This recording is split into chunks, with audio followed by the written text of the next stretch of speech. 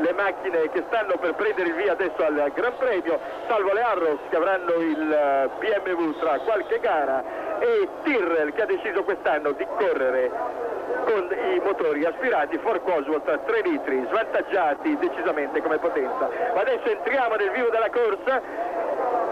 Vedete che si è dato l'ordine di sgomberare la pista, ancora pochi secondi, dopodiché comincerà la prima grande avventura di questo mondiale in cui il consumo della benzina dovrebbe avere un'influenza determinante sui risultati. Via per il giro di ricognizione.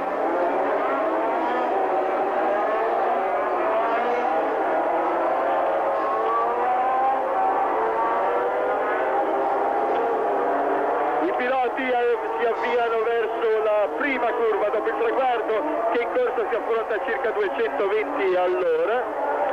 Dopodiché vanno verso la curva Carlos Pace, che si affronta in terza a circa 170 all'ora, vedete Warwick di cui vi parlavo prima, per poi affrontare in quinta una curva da 240 all'ora,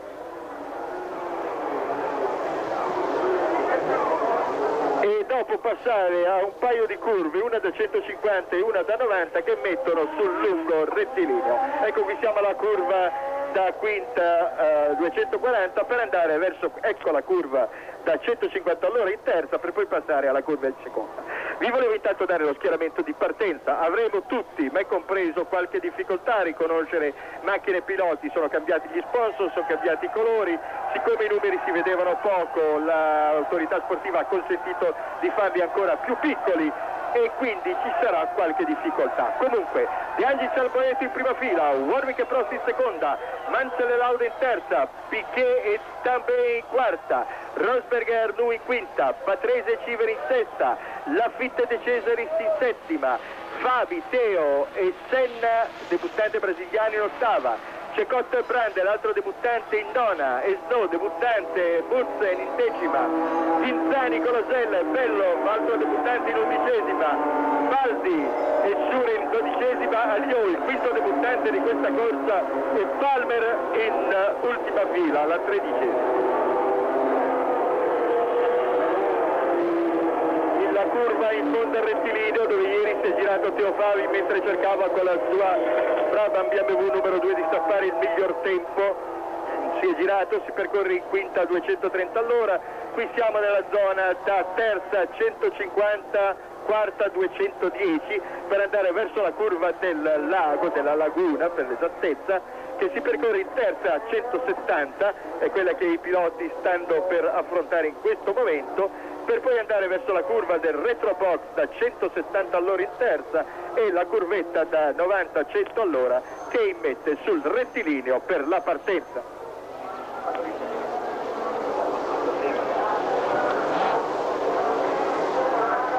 Si scaldano i pneumatici, la temperatura qui è abbastanza buona per essere tarda estate brasiliana, siamo di poco sopra i 35 gradi.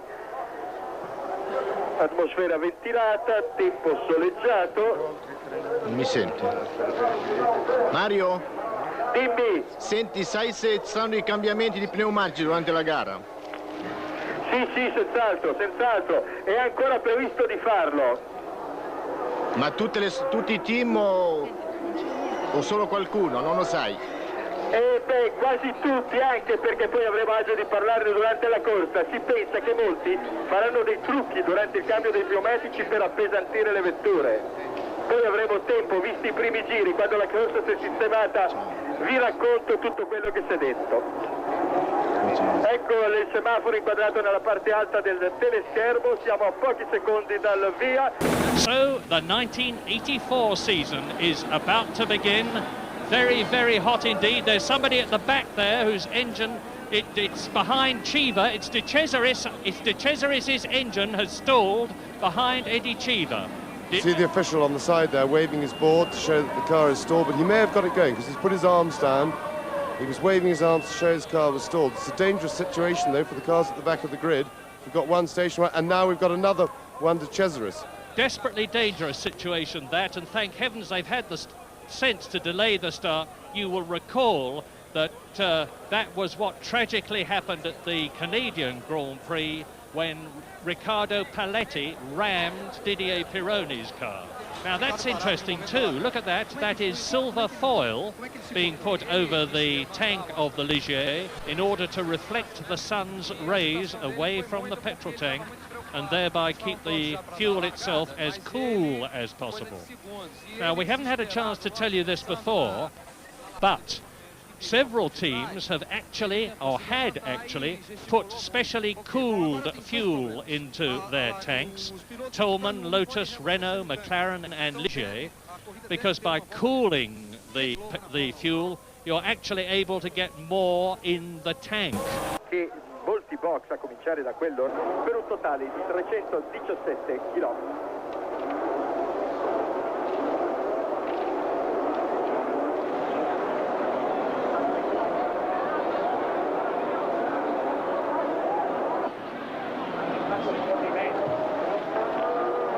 E rifà il giro di ricognizione, come vedete dalle indicazioni con la bandiera verde.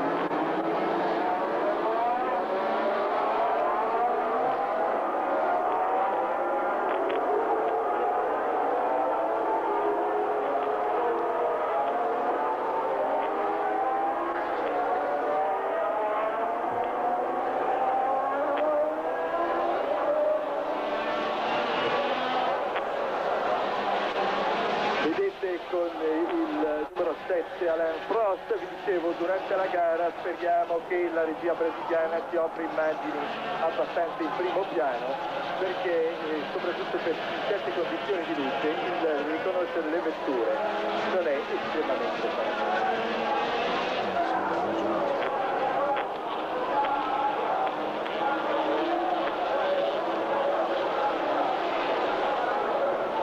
De Angelis, che sta conducendo il gruppo, ha ottenuto la pole position a oltre 204 di media, superando i record esistenti del circuito.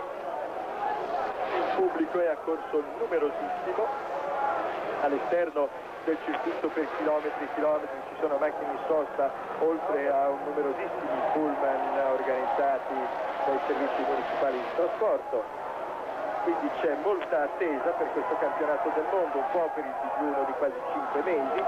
Bello questo effetto di teleobiettivo del gruppo dei 26 partenti per questo Gran Premio del mondo.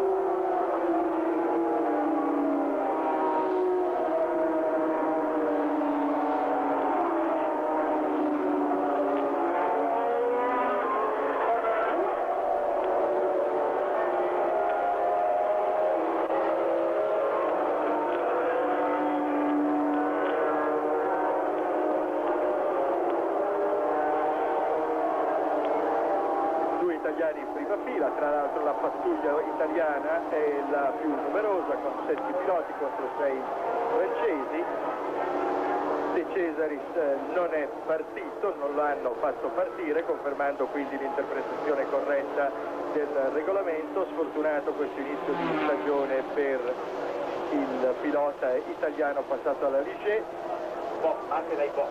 Lo fanno ripartire dai box, ecco, no, allora So, after a 25-minute delay due to Andrea De Cesaris' car having stalled on the first warm-up lap, we now look again at the second warm-up lap as Elio De Angelis, pole position man, proudly leads into the start of what will be a 60-lap race with Andrea De Cesaris starting from the pit lane.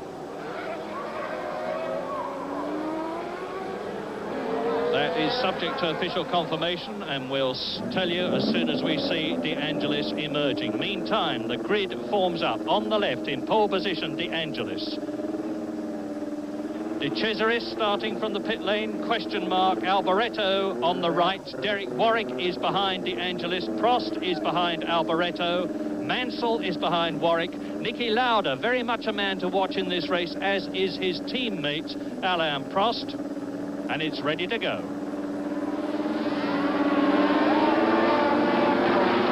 A very good start by Michele Alboreto, who has gone into the lead. Derek Warwick has passed Michele Alboreto, and Nelson Piquet has been left on the grid.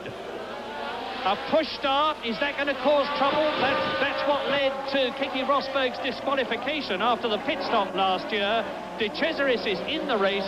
Michele Alboreto leads his first Grand Prix in Ferrari.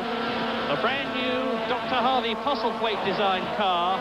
And behind him, in second place, it's Derek Warwick. So the British driver is in second place.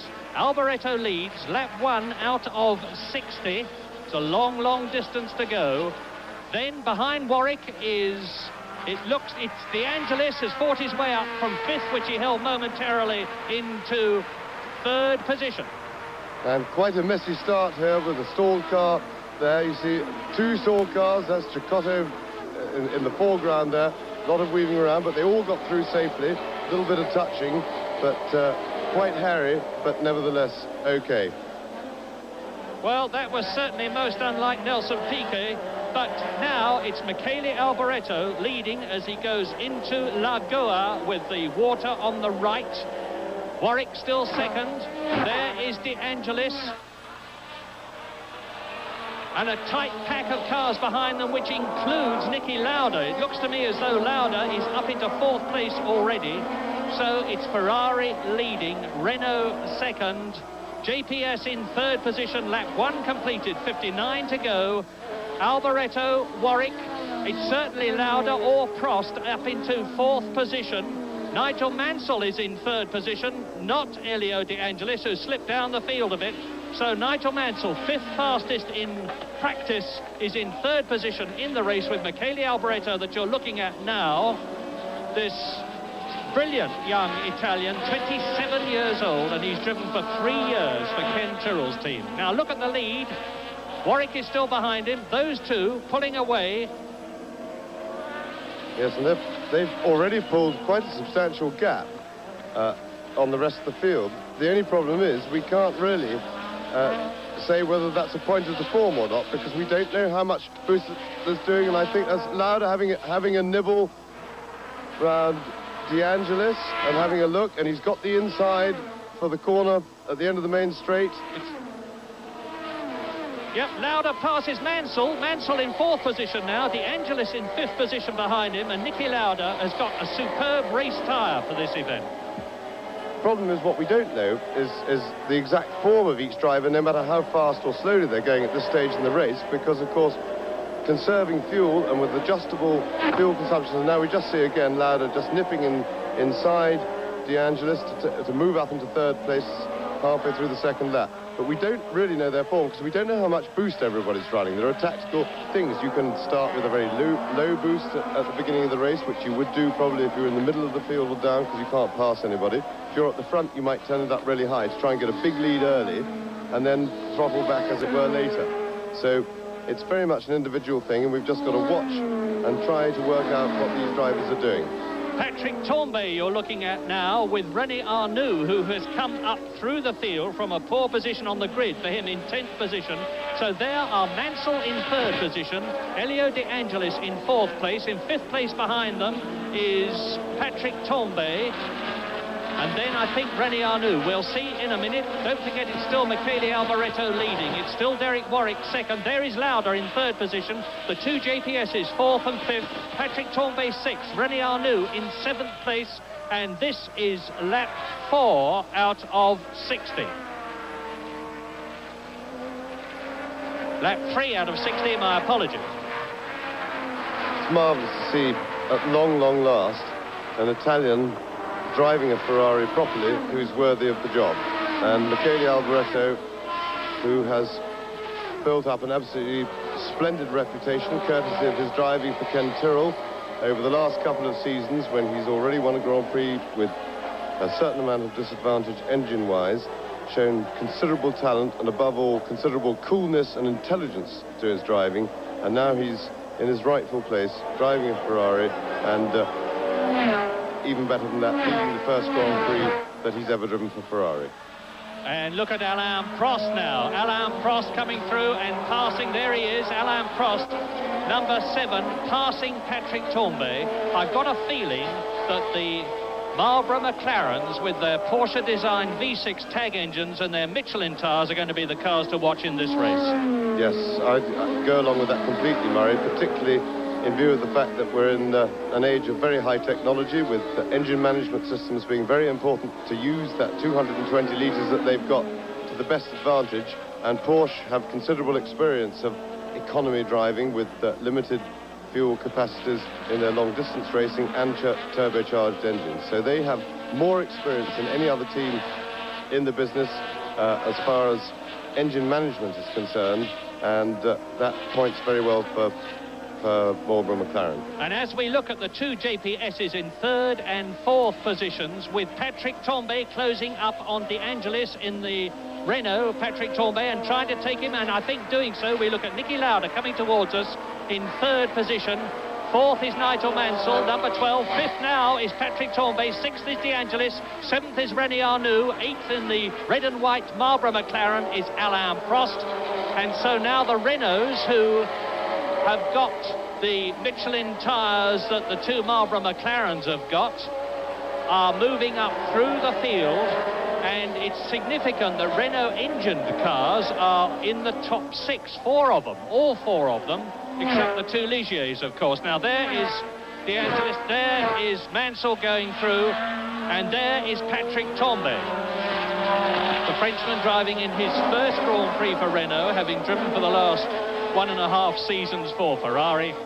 Nigel Mansell there in third position, and completing the lap, Niki Lauda third, Mansell fourth, Tambay fifth, De Angelis sixth, and crowding up behind De Angelis, you can see those two cars tucked up right under his rear wing, and we are now on lap 5 in this 60-lap race. And that's René Arnoux now. Arnoux has passed De Angelis too, so the Lotus is slipping back and slipping back. René Arnoux, I'm sure, not at all pleased that the new recruit to the Ferrari team, Michele Alboreto, has started from the front row and has gone straight into the lead. So Arnoux with a lot to prove, the man who was leader of the Ferrari team last year, at the moment being overshadowed by the new boy in the Italian team, Michele Alboreto. And what, of course, René Arnoux will know is that thousands of miles away, Enzo Ferrari is watching this race on television, and that's Prost moving up again. Prost goes past De Angelis too. De Angelis loses another place. Alain Prost puts De Angelis between himself and Keke Rosberg. René Arnoux in the picture now.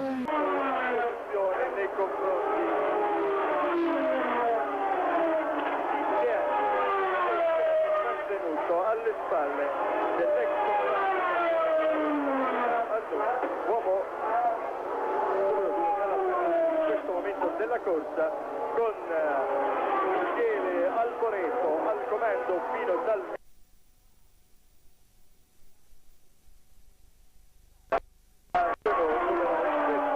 Laudea, 10 secondi e mezzo da Alboreto.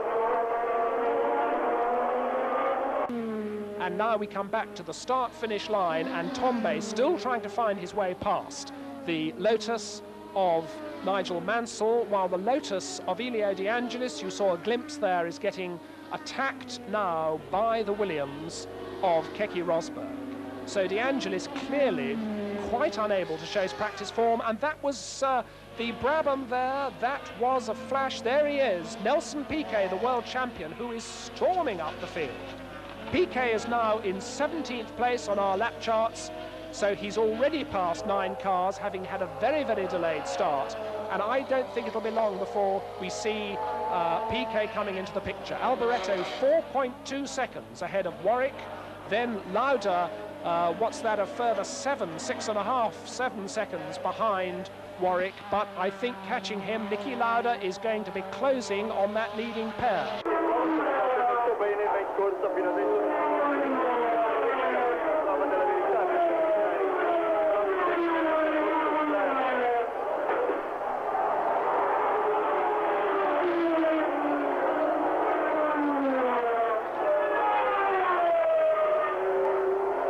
Intanto con le immagini che sta conducendo dall'inizio della gara e che ha preso un discreto margine nei confronti di Warwick. Il quarto giro era di 3,7, questo sembra forse leggermente aumentato, mentre Lauda ha forse guadagnato qualcosa.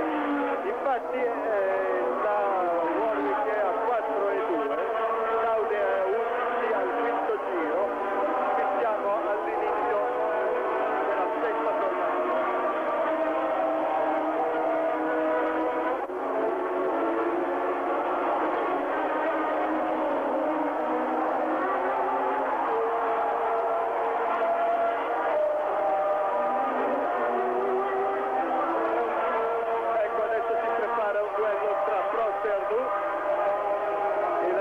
Subito portata sulla macchina dei due francesi. Ricorderete che Prost ha perso il mondiale l'anno scorso per un paio di...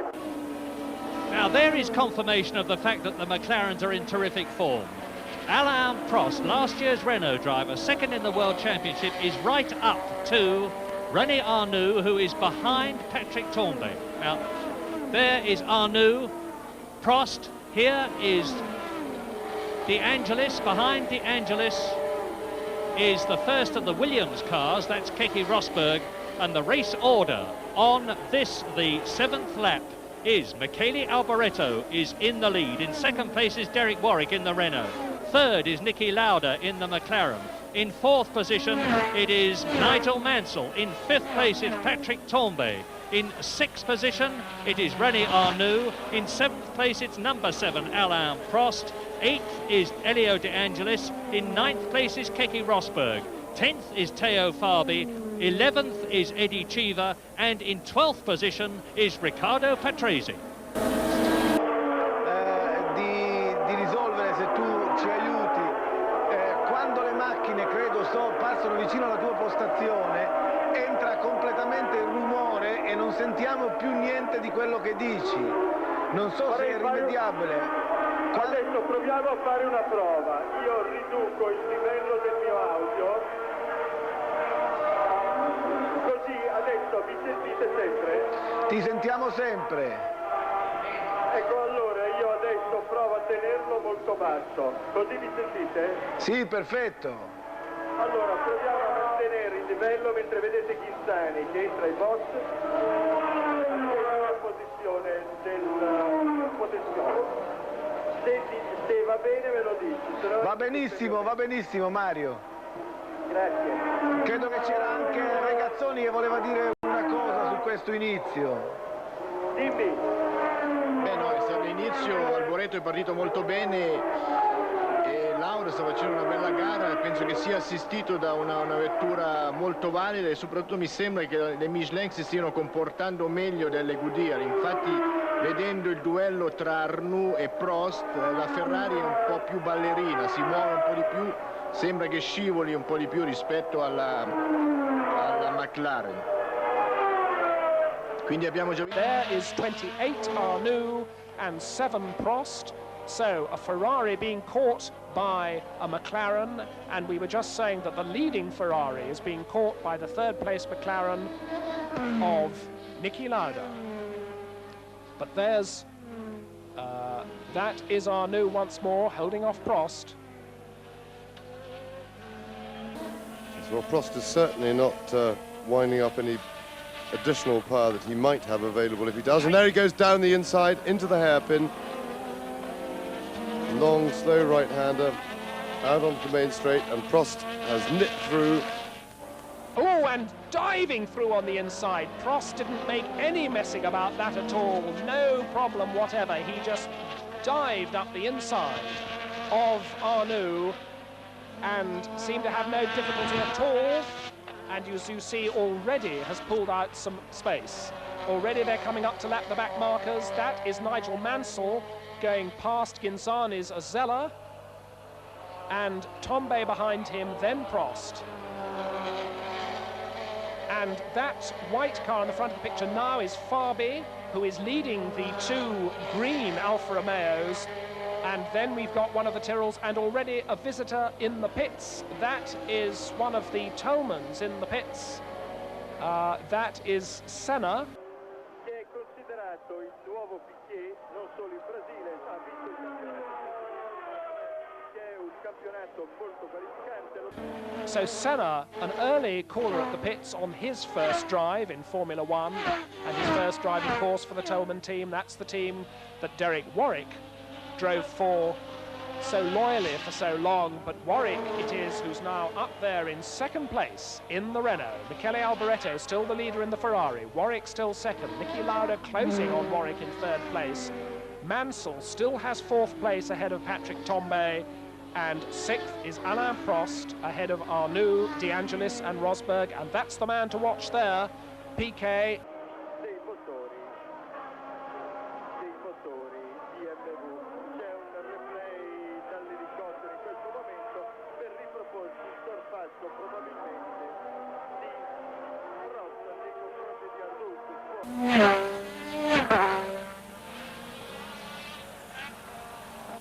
That is Niki Lauda, who has gone up into second place ahead of Derek Warwick. And looking at that action replay, I thought they touched wheels, and it looked like they just bumped wheels as they went through. Lauda was a little bit tight on Warwick, didn't give him a lot of room, and Warwick, being a young lion, fought hard, didn't give way easily, and it looked like they had a little brush, but there's no damage and everything's fine. And so Niki Lauda moves into second place in top form again with the Marlboro McLaren. Number 8, McLaren, into second place. We're going to see it again, and you see the cars definitely touched. Lauda leaving Warwick absolutely nowhere to go. Lauda almost on the, almost forcing Warwick onto the grass there. As we watch the leader, number 27, Alboreto. Now let's look at the stopwatch and see what the gap is between the leader, Alboreto, and the new second man, Niki Lauda. And I think that Lauda is now going to start closing this gap to Alboreto, and I would guess that any thought of backing off or any thought of reducing turbo boost, this race is being run at such a pace, it's going to be flat out as far as the flag, and I wonder we could well be seeing some cars running very low of petrol by the end of this race. It's very, very hot indeed here. Driver fatigue, always a problem here, and there you see the gap on the screen. The red Ferrari at the bottom of the picture, the battle for second place further up the picture of Lauda, who's already pulled out several lengths from Warwick, and then a long gap before we get fourth man Mansell. 5.9 seconds is the gap according to the official timing at the end of lap 10. And just over a second between Lauda and Warwick. Mansell a further 8 seconds down. Tambay still 5th, Prost still 6th, Arnoux is 7th, and De Angelis 8th, and Rosberg still there in 9th place.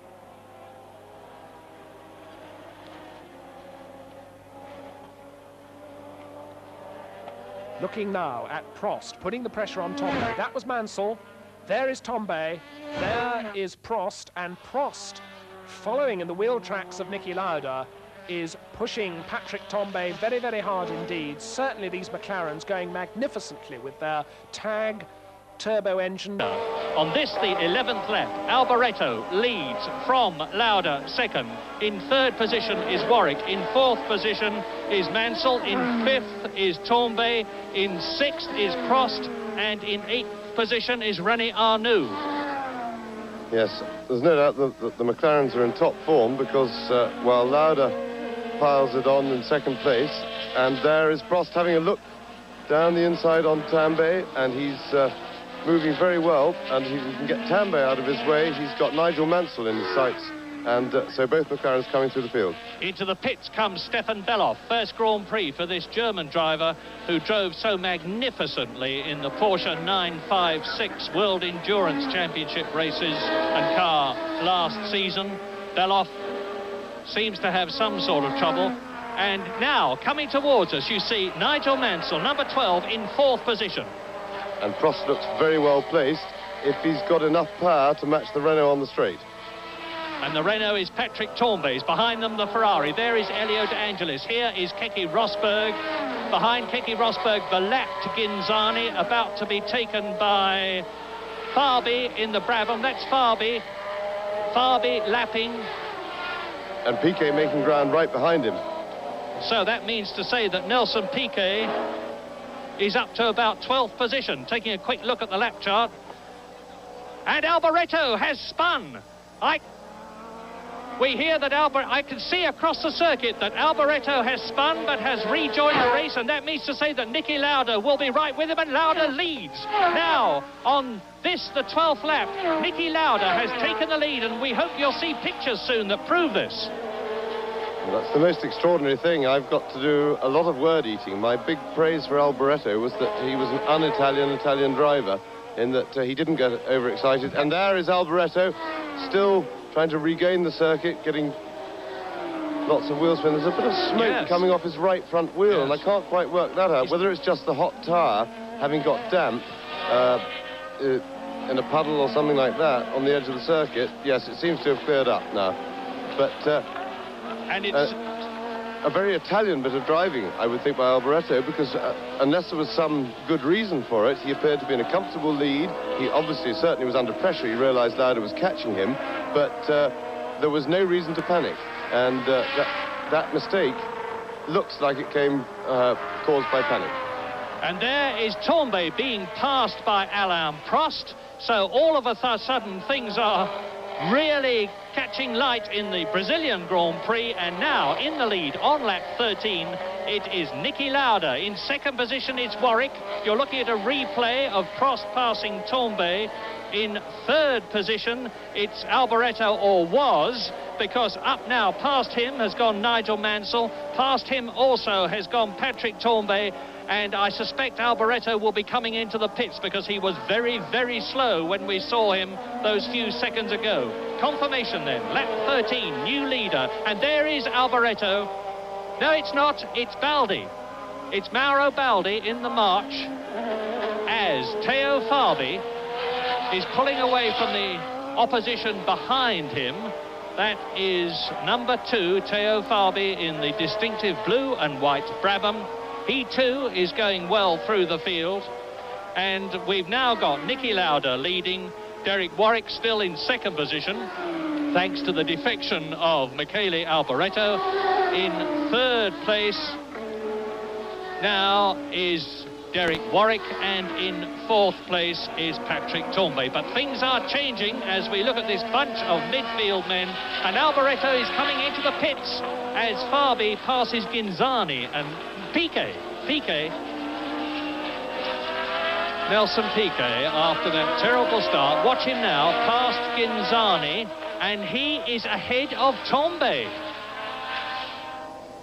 Nelson Piquet is ahead of Patrick Tombé on the circuit there. And that is Alboreto in the pits. Well, the Italian having led for lap after lap after lap. There it is, that right front wheel smoking badly. Any views, James, about what that is? Because I haven't a clue. I have no idea what's wrong with the car, but it would appear that we've got to give Michele Alboreto the benefit of the doubt, because it would appear there's something funny going on with his right front wheel, and that may have caused the spin. So I will eat my words until we can find out exactly why he spun, about the fact that he was driving in an Italian fashion, because it would be out of character for Alboreto. He's been his reputation is built on the fact that he's driven quickly and steadily and not made mistakes, particularly unnecessary ones. So let's suppose for the moment that something went wrong with the car. Well, let's take a little breath and consider now what the situation is. We are on lap 14. Our new leader, with Michele Alboreto having spun out of the race and into the pits, is Niki Lauda. In second place is Derek Warwick. In third position is Nigel Mansell. Fourth is Alain Prost. In fifth position is Patrick Tombé. In sixth position is René Arnoux. And in seventh place it is Elio De Angelis. So the V6 tag turbo powered McLaren leads. Then it's a Renault second with Warwick. A JPS with a Renault engine third, and that is Mansell. In fourth position, the second of the McLarens, that is Niki Lauda. Then in fifth position, the second of the Renaults, so the Renault engined cars are going extremely well. Patrick Tombé in fifth position. Then the Ferrari that's still running, René Arnoux. And finally, of the top 7, Elio De Angelis. So 7 V6, 750 horsepower at maximum Renault-powered cars in the first 7 places. And Nelson Piquet fairly marching through the field. Yes, Nelson Piquet has by no means lost this race yet. He's in 10th position, is Nelson Piquet, and gaining places hand over fist. Look at him there. Yes, hopefully he's got a gimme place next time, because he's catching Teo Fabi, his own teammate, who, if he's being a proper teammate, will let him through, and then he can set about the back of the leading group. Nelson Piquet has passed Eddie Cheever, who is driving in his first race for Alfa Romeo, and into the pits again comes Alboreto.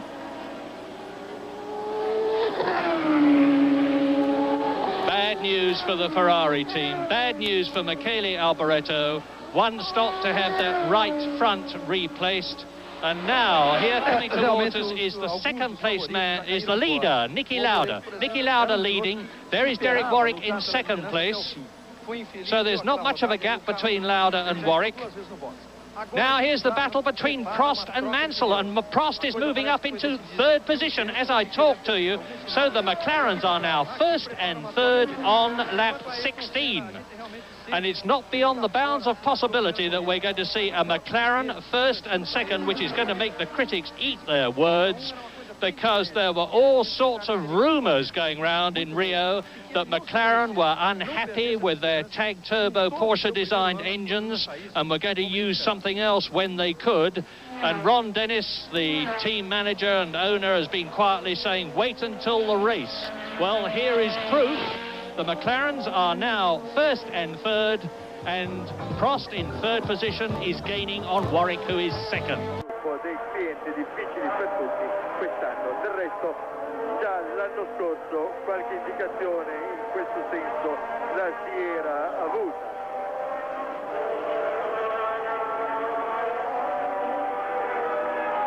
Al 15° giro Lauda ha 3 secondi e 0,77 su Warwick, ne ha 10 su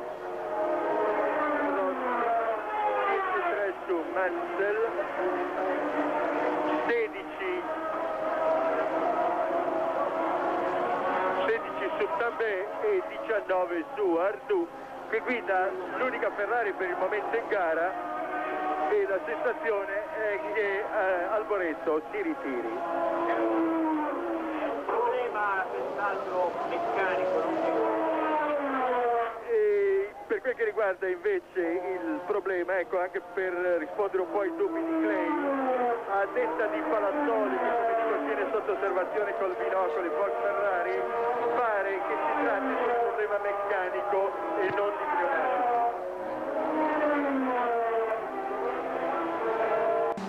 Lauda on his triumphant way. Oh, and that is Lafitte. That's Lafitte parking the car. As soon as he came out of the pits, he parked it, so whatever his problem was, his race is run, and there goes Nelson Piquet, ahead of his teammate Teo Fabi, and to no one's surprise, Fabi just lets him go, as well he should, doing a good job in his first drive for Brabham, the new number 2, Teo Fabi, so he's passed Cheever, he's passed his own teammate, Teo Fabi, and he is now up in, that must be 9th place now for Piquet. No, io credo bisogna arrivare alla fine della corsa per poter dare un giudizio completo sui pneumatici. Certo, avete visto in questo momento il suo compagno di squadra Fabi per la 9ª posizione confermava la buona vena delle gomme francesi. Noi abbiamo Lauda, Warwick e Prost, che tra l'altro corre, come vedete, in sovraimpressione del giro più veloce in 1.38, 285, 184, 276 di media, che sono francesi. Lauda, Warwick e Prost. Mansell a gomme americane, Tambay a gomme francesi, Arnoux a gomme americane, De Angelis a gomme americane, come il Rosberg. Quindi tre gommature francesi ai primi posti, ma aspettiamo l'esito della corsa. Stiamo parlando del 16° giro su 63 previsti, in una corsa tra l'altro dove l'incognita circostudi credo che inserisce un parametro assolutamente non valutato adesso. Ecco perché bisognerà vedere come va la corsa nella seconda seconda metà per capire qualche cosa. Comunque vediamo anche che cosa succede al momento della sostituzione dei pneumatici. Per adesso la corsa si rivela comunque interessante, avvincente, ha proposto nuovi nomi, nuove marche ai vertici, c'è molta competitività, il regista fa fatica a seguire tutti i duelli, quindi diciamo che il spettacolo della Formula 1 There is the leader, Niki Lauda. Let's run down the order. Niki Lauda, the leader in the McLaren. Warwick in second place in the Renault. Prost now third in the McLaren. Fourth is Nigel Mansell in the Lotus. Fifth, Tombe in the second Renault. René Arnoux is sixth for Ferrari, the sole surviving Ferrari now. De Angelis seventh for Lotus. Rosberg eighth in the Williams. And Nelson Piquet has come all the way through the field to ninth position. So Lauda now with quite a nice cushion. Back to Derek Warwick, empty road behind him. As we look down the long straight, shimmering in the heat, and 4.2 seconds, there's the official time at the end of 18 laps. And it's, what's that, 5.6 seconds back to Alain Prost. So 5.6 seconds from Warwick to Prost, 4.2 seconds from Lauda to Warwick, then Mansell, Tombe and Arnoux. But don't forget that there are pit stops still to come.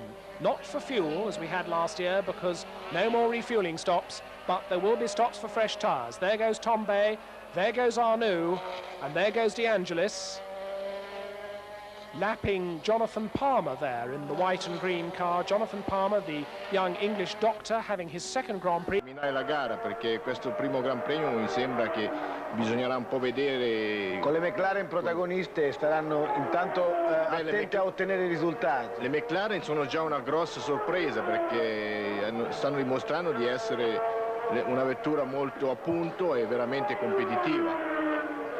E per quanto riguarda Piquet, che ha salito 6 posizioni in pochi giri? Piquet sta andando anche lui allo sbaraglio, sta cercando di recuperare dopo essere rimasto al palo, ma non credo che questa sua tattica così aggressiva possa compromettere o creare dei problemi sulla sua vettura, sulle gomme. Non credo che porterà dei maggiori consumi, perché in gara si attacca sempre al massimo e quindi i consumi saranno stati, o le pressioni del turbo saranno state previste per una tattica. Poltronieri, a te la linea, che succede a Cecotto?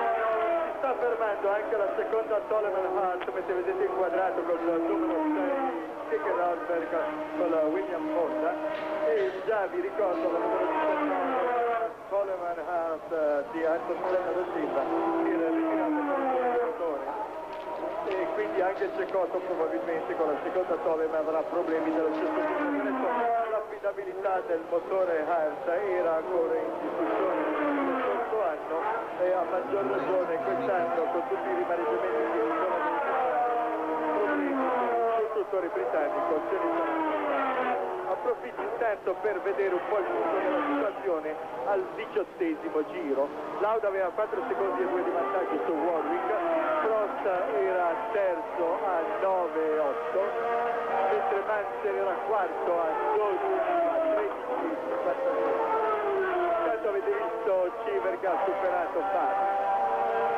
Dicevo dunque Mansell quarto, sempre il quinto a 20 secondi e mezzo, Arnoux sesto a 25,6, settimo De Angelis a 27, ottavo Rosberg a 30, nono Piquet a 39, decimo Civer a 44, undicesimo Fabi a 45. And Nelson Piquet absolutely flying through the field. To catch Lauda must be an impossible task now, but to get championship points, I think, is very much on the cards for Nelson Piquet, a man who tries so hard, who never ever gives up wherever he is, however far down the field. Piquet will charge, particularly on his home circuit in front of his home crowd, with his own World Championship title to defend. The distinctive dart shape of the Gordon Murray designed Brabham with its 4-cylinder BMW engine. Nelson Piquet's red and white helmet tucked into the cockpit of number 1, and Piquet driving now with a clear road between him and Keke Rosberg. Rosberg in 8th place, and Piquet gradually picking these places off. The end of 20 laps, Warwick's 6.1 seconds, nearly 6.2 seconds now behind Lauda, and it's 4.1 seconds from Warwick back to Prost. So Prost is closing that gap. Mansell still fourth. Mansell now 7 seconds down on Prost. As we watch Cheever and Fabi, and behind Fabi, the other green car, that is the other Alfa Romeo of Riccardo Patrese, and that's interesting because, of course, Patrese was the number 2 for Brabham last year. He's now stuck behind the new number 2 for Brabham, Teo Fabi. Fabi doing a very good job, having acquitted himself so well in Indianapolis racing last year. Fabi will still be doing some Indianapolis racing this year, and his driver, his brother, Corrado Fabi, will be driving the number 2 Brabham when Teo Fabi is otherwise engaged in North America. Niki Lauda, McLaren number 8, with the TAG turbo engine developed by Porsche, Ron Dennis's team, carrying, of course, the Marlboro sponsorship. Lungo rettilineo, toccano l'uscita di punta,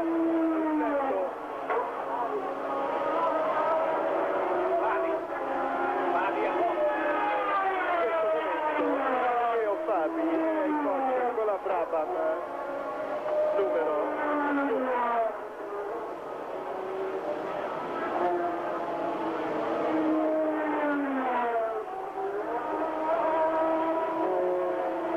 Ecco il primo della corsa.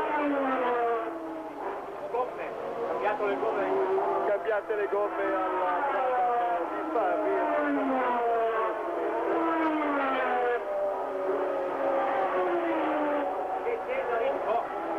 Ai box Andrea De Cesaris.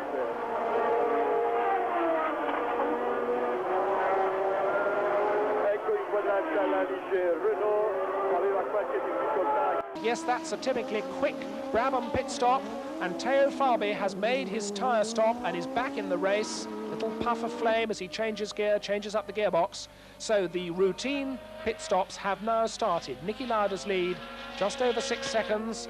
There is, that's Derek Warwick, isn't it? Blue helmets in both the Renaults this year, which makes identification difficult, but it's number 16. The blue number 16 means it's Derek Warwick, the Hampshire driver, giving a tremendous performance on his first drive for Renault, but he has got Alain Prost getting closer.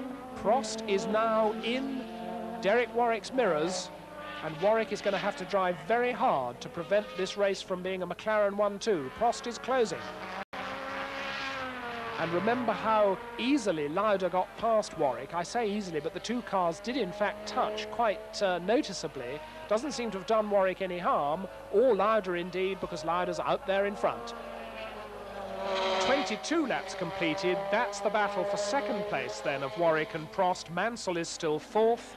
Tombe still fifth in the second Renault. Arnoux still sixth in the Ferrari. De Angelis in the other Lotus back in 7th place. Piquet is now 9th behind Rosberg. The two Alphas of Cheever and Patrese are 10th and 11th. And up into 12th place, going extremely well, despite the fact that he hasn't got a turbocharged engine, using the old Cosworth, is Martin Brundle in his first Grand Prix with the Tyrrell. Jonathan Palmer, the other English newcomer in his second Grand Prix, is in 18th place. And now look at Prost putting the pressure on Warwick now. Prost really close to Warwick, tucked into the slipstream. Is he going to have a little try here? Very, very evenly matched, these two cars, but Prost pulls out of the slipstream. He can't quite do it. Warwick takes the corner, and Prost as close as he can possibly be. But the V6 Renault and the V6 TAG Turbo seem to be very, very evenly matched. This is Prost's first drive for McLaren after parting on very bad terms from Renault last year after the South African Grand Prix, which decided the World Championship and lost it for Prost when he had engine trouble, as a result of which he was extremely dissatisfied with Renault, as a result of which he offered some harsh words of criticism, as a result of which they showed him the door. And it was because of that that Prost, who is still struggling to pass Derek Warwick, who knows perfectly well, of course, that the Frenchman is there. And Prost is darting and weaving and is now through into second place on lap 24. And the Marlboro McLarens with their TAG turbo engines are in first and second places and on their way, if they can keep running, with still over half the race to go to a very famous victory. The problem is, though, that it's very important to both of them, I would think, at this stage of the season, to try and establish supremacy over each other. Probably more important to be supreme over the other driver in the team than the other drivers in the race, because this will dictate how things go during the season. And if they're in a top team, they're both World Championship contenders, but as I said earlier, only one can win. La posizione, cosa siamo a metà gara circa? Circa a metà gara, sì. Siamo circa a metà gara, qui in seconda posizione. Vedremo se andrà a attaccare Lauda o se ne avrà innanzitutto le possibilità. Quindi Lauda al comando non è facile da andare a raggiungere, quindi con una macchina valida è un osso duro anche per Prost. Ma Lauda è un osso duro perché non ti dà strada o perché... No, perché al comando è veramente competitivo, quindi sbaglia pochissimo e c'è una guida molto redditizia. Ho capito. Commette pochissimi errori. Prost è più aggressivo, però non è che può rubare i secondi a Lauda facilmente. Potrà guadagnare qualche centesimo, lo dovrà sudare, quindi dovrà valutare.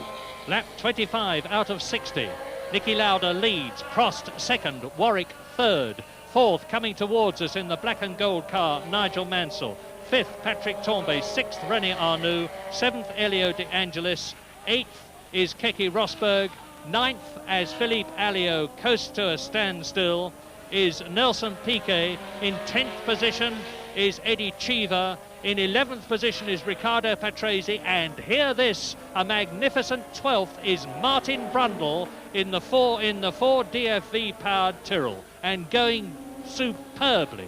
Brundle then in 12th place. As we look at Niki Lauda, there is 11 seconds now separating Niki Lauda, the leader that we look at now, number 8 in that distinctive red and white helmet of his, and Alain Prost, who is in second position. The Marlboro McLarens stamping their mark on this Brazilian Grand Prix. First and second places.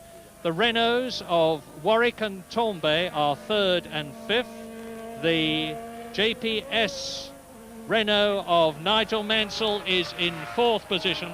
In sixth place, the Ferrari of René Arnoux. Not a very stirring race from his point of view.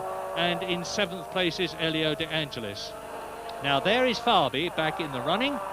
Here is the race leader, Niki Lauda, being followed by the lapped Pier Carlo Ghinzani.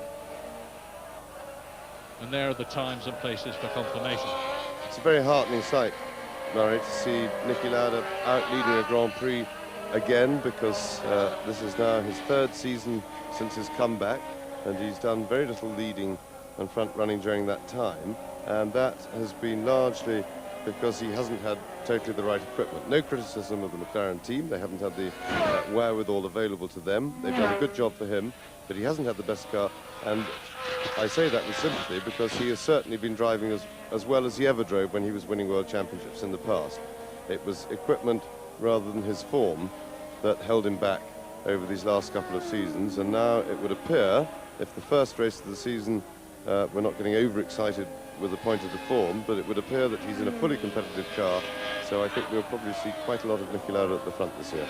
Oltre che quella che avevate visto sul teleschermo al 25esimo giro, con Lauda, Prost, Warwick, Mansell e Tambay i primi 5 posti, e quando mancano 35 giri alla fine della corsa, con Mansell quarto, Tambay quinto. And we've got Patrick Tambay, fifth man Tambay, coming into the pits. Oh, very sideways in the pit lane. He nearly spun the car in the pit lane. He almost overshot his pit. This is Tambay coming in for his routine stop for fresh tyres. The Renault mechanics go into action. Last season they were changing 4 tyres in about 9 seconds, but I think that threw them a little bit. Tambay, a very untidy stop. Quinto, Arnoux sesto, De Angelis settimo, Prost ottavo, Piquet nono, ripartito Tambay. There is Nelson Piquet, who will be moving further up now that Tambay has had his pit stop, because that will probably drop Tambay out of the leading 6. Oh, a little twitch there from Piquet. Piquet absolutely charging, but Piquet himself, don't forget, will have his own tyre stop to make. We're now approaching half distance. We're now going to get the tyre stops for most of the front runners, and for a period that is going to jumble the order up quite a bit.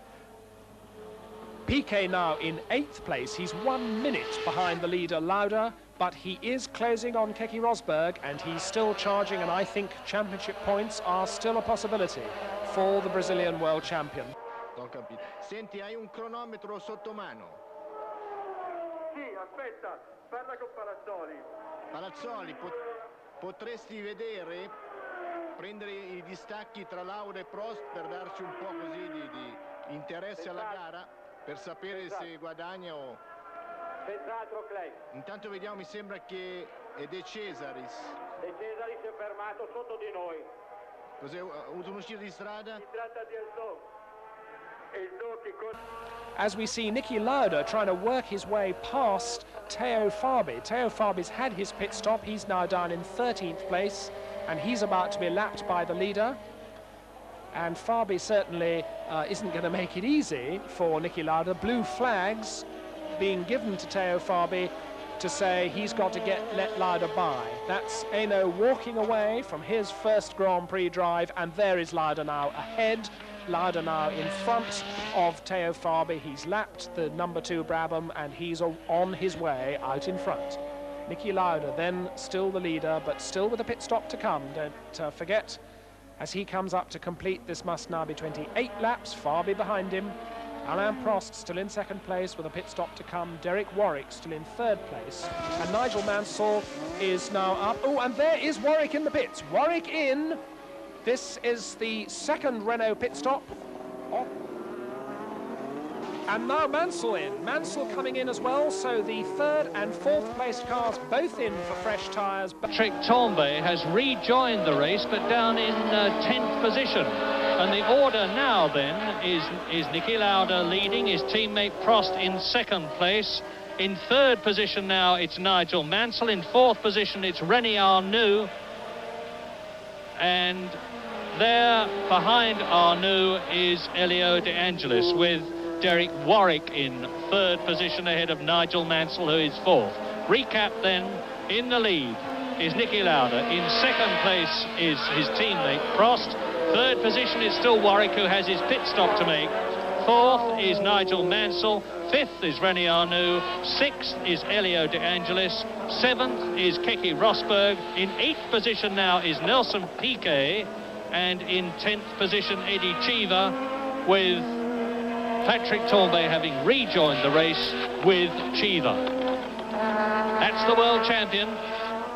Still got to make his pit stop. Still got to, we suspect, add weight. And the Brabham team are rumoured, and I emphasise it's a rumour, to be adding weight by putting on heavier wheels so that their cars are the correct weight when the race finishes.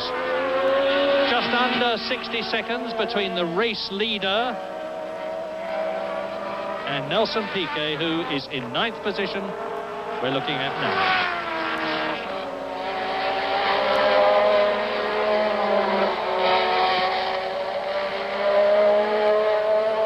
Well, now you can't see it, unfortunately, but I can, and I'm going to tell you that Martin Brundle, not content with 12th position, is now right with Riccardo Patrese and challenging for 11th position. As into the pits now comes Derek Warwick. How long is this pit stop going to take? It's absolutely critical, because behind Warwick in 4th position and catching him now, of course, is Nigel Mansell, and there's Mansell into the pits.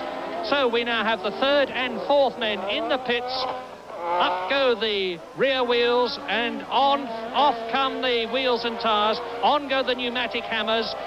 That's telling Nigel to keep his brakes on so the car doesn't roll forward. Yes, did you see the back wheel spinning on Nigel's car then? Which means the mechanics have great difficulty changing the wheels, and he's supposed to keep his foot on the brake when the car's on the jack. So I don't know what was going on then, but I think that might have been a bad mistake by Nigel. Which hopefully didn't cause any damage to a mechanic, because I certainly wouldn't have liked to have been trying to put a pneumatic wheel hammer on the nut with that wheel spinning round like that. So there's going to be a big change now with Warwick and Mansell into the pits. Arnoux coming up fast and could be taking third position behind Nicky Lauda, the race leader, and Alain Prost. As into the pits comes Riccardo Patrese, and that means that Brundle will have passed him and gone up to 11th or maybe even 10th or 9th place now, with Warwick and Mansell having been into the pits. Yes, this seems to be tyre-changing time for most of the teams, so we're going to have to watch and wait and see how well they do their stops, and we get a whole new pattern of the race once they've all emerged and made the changeover. Nicky Lauda, of course, has also got to come in and change wheels and tyres, we assume, as has Prost. And there's no guarantee that everybody's going to come in and change tyres, because there will be a lot of sandbagging going on in this first Grand Prix of the year, with team managers saying or pretending they're going to do something when in fact they have no intention whatsoever of doing it. Yes, absolutely right. It's not obligatory to change tyres, and if you've got a set of tyres that will take you fast enough and also last the race, obviously it's better not to waste not only 10 seconds probably calculated actually stationary in the pits, but also another 20 probably in the time lost in decelerating and then accelerating back onto racing speeds. So it's quite an expensive thing time-wise, changing tyres, and anybody who's got a tyre that they can go the whole race on and do it quickly enough should do it. We've been watching the gap between Piquet and Lauda to see, and there is the world champion Nelson Piquet in his home Grand Prix, obviously a very important one for him emotionally, if not practically as well. And we've been watching the gap between him and Lauda, and he is not in fact closing on Lauda and is in fact falling back slightly. So the best that Piquet can hope for, short of picking up from breakdowns, is a possible third place behind the two McLarens, because he's not catching them. He's in 7th position at the moment, is Piquet, close coming up through the field. Yes, and we didn't see Nigel Mansell actually leave the pits, but we have worked out that he's spent a lot of time in the pits, and that would seem, looking at it, to be a very bad mistake by Nigel Mansell himself, because if you forget to put your foot on the brake, you've forgotten golden rule number 1. And I'm trying to... That's Ghinzani's car. That's Piercarlo Ghinzani's Osella out of the race, and I noticed from the fire extinguisher powder over it that at least one fire extinguisher has been emptied. And Ghinzani himself obviously perfectly okay, so the Osella has failed to finish. Lap 31 now, and this is the race order. Still to come in to change tyres, but it is in the lead now. And Arnoux, René Arnoux has look at him, he's on fire. This is the Ferrari of René Arnoux, was in 4th position. Michele Alboreto already out of the race with that seized right front of his. And now René Arnoux, who had a lot of bad luck last year, looks as though he's starting 1984 no better, because on lap 32, René Arnoux has obviously blown his Ferrari engine. Yes, that looked like a turbocharger failure. There was a little fire around the back, which was probably just the turbocharger. And there's Piquet in the pits, and will he be able to put on possibly a softer compounded tyre? Brabham mechanics signalling as soon as they've done their work, they throw their arms up. The man at the front can signal Nelson when to leave. That looked like a reasonably good pit stop, but not one of Brabham's best. They are, at the moment, the #1 team in pit drill in the business, but I think they have done better than that. Well, it's still Nicky Lauda leading. It is still Prost in 2nd place, and it is still Derek Warwick in 3rd position. Neither McLaren has yet stopped for tyres, and that poses the question, are they going to try and go the race on one set, or are they going to stop late in the race and try and put on the softer set for any sprinting that's required towards the finish? Tombay is 6th, and goodness me, in 7th place we've got Martin Brundle. Brundle, the 24-year-old from Kings Lynn in East Anglia, who was in Formula 3 just a few short months ago, already acquitting himself extremely well in Grand Prix racing. There is Piquet now. Piquet about to be lapped by the leader, Nicky Lauda. 10.7 seconds, all but, is the gap from Lauda to Prost. Warwick still there, albeit 31 seconds almost behind Alain Prost. De Angelis in 4th place, and remember, De Angelis hasn't made his pit stop yet. La terza posizione anche dopo la fermata, mentre i due piloti della McLaren Porsche non hanno ancora effettuato sosta ai box. Warwick, di cui aveva parlato poco fa, è anche autore del giro più veloce, sceso a 1.37.206 a 186.321 di metri.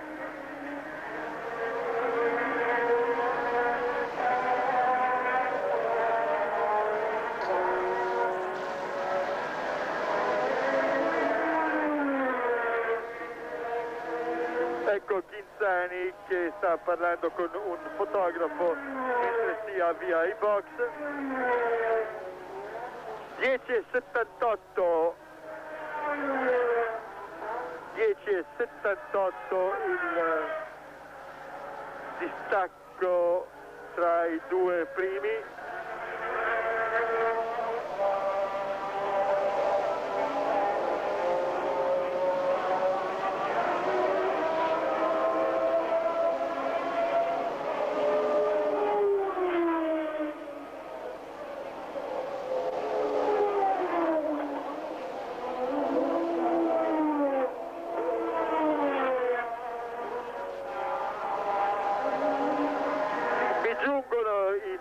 In cuffia notizia a proposito di Alboreto che si sarebbe dovuto fermare. Intanto vedete anche Teo Fabi fermo con la sua brava BMW. Alboreto si è dovuto fermare per noie al freno anteriore destro, parrebbe, e pare che questa notizia sia stata anche confermata dall'ingegnere. In the lead now, Niki Lauda, second Prost, third is Warwick, fourth is De Angelis, fifth is Mansell, sixth is Tombay, and in seventh place is Martin Brundle. And Piquet's gone off. Piquet off, Teo Fabi already out of the race, and he was in 8th position, and Nelson Piquet's race is obviously run. When he was in 8th place, he gets out of the car, his race is finished. Yes, looked like probably a blown engine, I would say, Murray. It looked like it just stopped. He just pulled straight off the circuit and parked the car. But a disappointing race for Nelson Piquet, but I think he'll be quite happy with the way his car ran, apart from whatever drama he had right at the start of the race. He won his own Grand Prix last year, which will make a driver happy. He also won the World Championship, so I don't think he'll be a terribly unhappy man when he gets home tonight. He also won in 1982, of course, only to be disqualified because his car was underweight, as was Keke Rosberg, who was also disqualified last year. So here is the race leader, Niki Lauda, and tight up behind him, you see the Renault there. It's Rosberg, I'm sorry. So Niki Lauda has caught, passed and lapped Keke Rosberg, who is now in 8th position. There's Brundle, just a quick flash of number 3, Martin Brundle, smoking through the picture, soon to be caught and lapped by Niki Lauda, and that's nothing to be ashamed of in your first Grand Prix in a non-turbo powered and tragically unsponsored motor car. And I'm mildly surprised, I must say, that Niki Lauda is not pulling away from Rosberg more than he is doing. And Martin Brundle is now in the points. He is in 6th position. The race order then is Lauda, Prost, Warwick. In 4th position it is Mansell. In 5th position it is Tombay, and now in 6th position is Brundle ahead of De Angelis, who's gone into the pits. Well, if Brundle's going to go the race on one set of tyres, which he may be able to do because his car will be lighter on tyre wear than the more powerful turbos, putting less strain through his rubber, and if he can do that, and, of course, if he can keep going. Remember, it is his first Grand Prix. It is extremely hot here.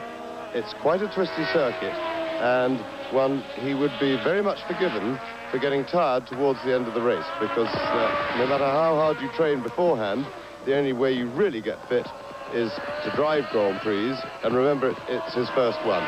So Brundle looks set for an extremely good result if he can keep going at the same pace and showing the same form, but even if he can't, it's a magnificent debut for him. And I'm trying to rationalise this. Keke Rosberg unlapping himself by passing the race leader, Niki Lauda. Is it because Niki Lauda is slowing up? or because Keke Rosberg is really smoking on? I think it's probably because has Rosberg just changed tyres. I think Rosberg may be on fresh tyres. He's unlapped himself. Lauda, remember, has not changed tyres, and whether he's now, because Rosberg's really flying away from him, so it is an interesting situation. Is Lauda slowing down? Well, let's wait and see where Alain Prost is. Meantime, I confirm that Martin Brundle, in his first ever Grand Prix in a non-turbocharged, unsponsored car, is in 6th position in the World Championship points. We think he's going to come in and change his Goodyear tyres. There is something that Martin Brundle will remember all his life. A lap chart showing that he is in 6th place, World Championship, 1 point. And Mansell has spun. I can see across the circuit that Nigel Mansell, who's spun, there's the dust and smoke. Nigel Mansell, who was number 12 in 4th position, is clearly right off the circuit. And it looks to me as though the wire netting has caught up around his car. This is one of the big problems of catch fencing, but Nigel Mansell is slowly levering himself out of the circuit, helped by the Brazilian fire brigade. This is the Rio fire brigade who marshal him, and thank heavens Nigel Mansell is clearly perfectly okay, but out of the race, and that means to say that Martin Brundle is now 5th. Terrible luck for Nigel Mansell, who was in pole position for the start of the race at the end of Friday's practice, who actually started in 5th position on the grid, who had such a terrific season at the end of last year when he finished 3rd in the European Grand Prix at Brands Hatch. There's Rosberg pulling away now from number 8, the race leader, Niki Lauda, and we are on now lap 37. Lap 37, Niki Lauda there leads, and behind him is Prost. Now look for another red and white car. No, we're not going to be allowed to see it, because there goes Niki Lauda, and the race order is Lauda leads, Prost 2nd, Warwick 3rd, Tambay is 4th, Brundle is 5th, and in 6th position is Keke Rosberg, as a very disappointed, obviously, Nigel Mansell. A sweating Nigel Mansell sadly makes his way back to the pits. Yes, I think you can see from that picture just how exhausting it is to drive in Grand Prix races, because Nigel looked pretty distressed and pretty tired. And Prost, in fact, has been catching Niki Lauda a little bit, so it does beg the question as to whether Lauda's in trouble. If it's just tyre trouble, he certainly looks to be a bit slithery there, and not to have the grip that he had earlier. And you can see Prost in the background now. There's one Lotus between them, and Prost is very definitely catching his teammate Niki Lauda. Now, is this purely tyres, and will Lauda be able to go in and put on a softer compound, as of course Prost will be able to have the same facility if that's the case, because Keke Rosberg has been just romping away. Yes, look at this. And Lauda's really slowed down. So is he in mechanical trouble, or does he want new tyres? That's De Angelis who's passed him. Mansell out of the race, of course, and as James has pointed out, we could well be seeing a change for the lead. We could well be seeing, there is Prost in 2nd place. We could well be seeing Niki Lauda come in for a tyre change as Eddie Cheever goes through the picture. There is the comparatively slow Niki Lauda, and I suspect we're going to see Prost come into the picture. He's coming into the pits. Niki Lauda then. Now let's take a timing on this. Niki Lauda in, and Prost I can see coming into the pits. Well, that's a real problem for the McLaren team. If they didn't preordain that, to have both cars in at once. There is Prost, but where is Lauda? Because the pits are right next door. We just saw Lauda coming in, unless they... That's Lauda. And there's Lauda limping in. And so he's managed to come in behind Prost. How very strange, because Alain Prost passed Niki Lauda, and I thought I saw Niki Lauda getting out of the car. He was. Niki Lauda's race is run. Niki Lauda is getting out of the Marlboro McLaren, and now we have a new leader. It's Derek Warwick is leading, and there is the McLaren of Niki Lauda. James? Yes, he had to be in mechanical trouble because he slowed down far too much. If you're coming into the pits, obviously you come as quickly as you can, and but Prost has gone and back into the race. There is Alain Prost, back in the race again, so we've just got to get his position now. Well, Alain Prost has solved the problem about who's going to finish higher between himself and Niki Lauda, because Niki Lauda out of the race. Mario, e il vecchio Cosworth è ancora in gara o cosa? E il Cosworth di Rosberg? In questo momento il migliore è Brundle, che si trova in quinta posizione a 1 minuto e 36 da Lauda, quando Lauda era al comando. Non vorrei che con tutti questi colpi di scena ci ritroviamo ancora un motore Cosworth in prima posizione alla fine.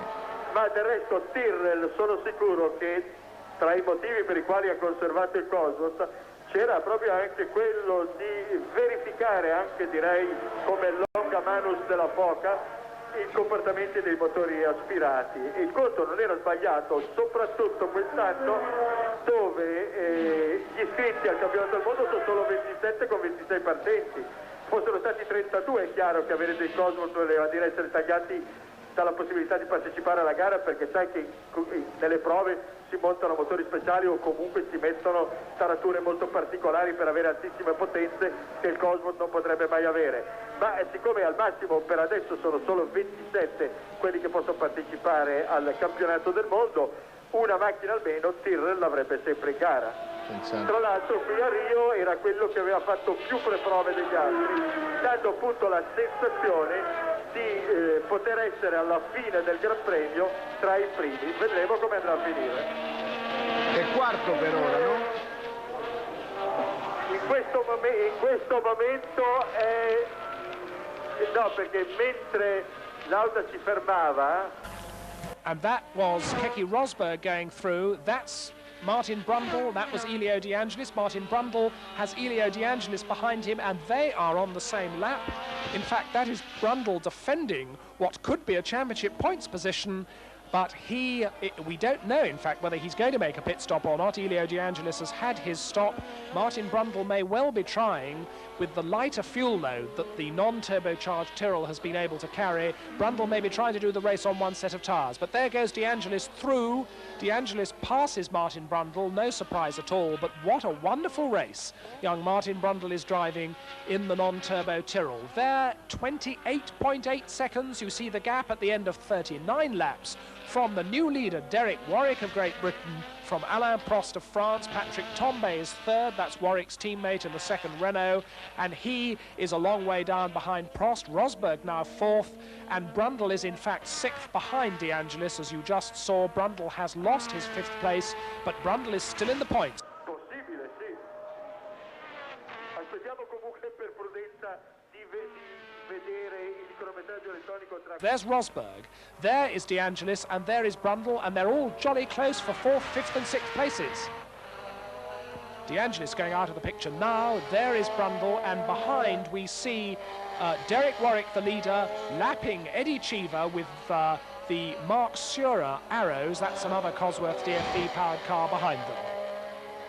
But Derek Warwick now in the lead of the Brazilian Grand Prix, his first Grand Prix for Renault, and this must indeed be the first time that Derek Warwick has ever led a Grand Prix. He went so stormingly well, you'll remember, in the British Grand Prix a couple of years back at Brands Hatch, when he actually got the Tolman up into second place. But we're now seeing the Hampshire driver lead a Grand Prix in Renault number 16, and 28 seconds is the gap back to Alain Prost. That's the gap that Alain Prost has got to close in now around 20 laps remaining. We're just about 2/3 distance of the Brazilian Grand Prix. It's very, very hot, and the hot pace has seen the departure of Michele Alboreto, of René Arnoux, and now of Niki Lauda. Both the Renaults still in the race. Neither of the Brabhams, incidentally, still in the race. We've seen, of course, a disastrous day for Nelson Piquet when he had to work so hard to come up from that delayed start. Martin Brundle in the picture now, with Derek Warwick closing on him to lap him. So two British drivers running together on the circuit. A little twitch there from Derek Warwick, as Brundle has Warwick in his mirrors, and Cheever in the green Alfa Romeo is behind them, having been lapped. Brundle looks in his mirrors and gives Derek Warwick lots of room to go by. Warwick, the leader.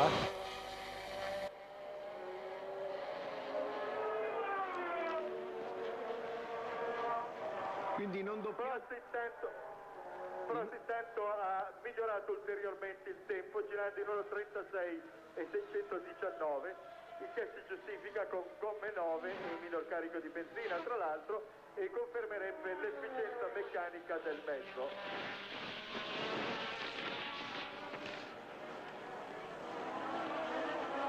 Sono solo 4 i non doppiati, quindi.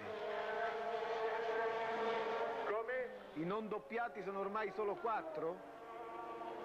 Dunque in questo momento, 40° giro, siamo 41° giro, i non doppiati sono 5, cioè Warwick più Prost, Tambay, Rosberg e De Angelis.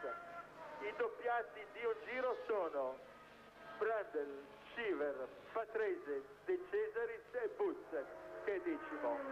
A 2 giri Surer e Palmer, a 3 giri Lauda che è fermo, ormai lo sappiamo, e via via tutti gli altri che sono tutti fermati.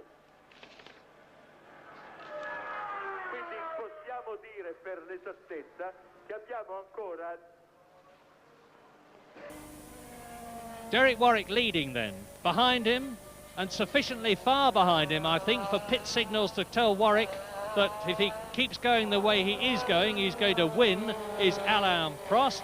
In 3rd position, the second of the 2 Renaults, and you're looking at the leader now, is Patrick Tambay. 4th is Keke Rosberg. 5th is Elio De Angelis. 6th and lapped is Martin Brundle.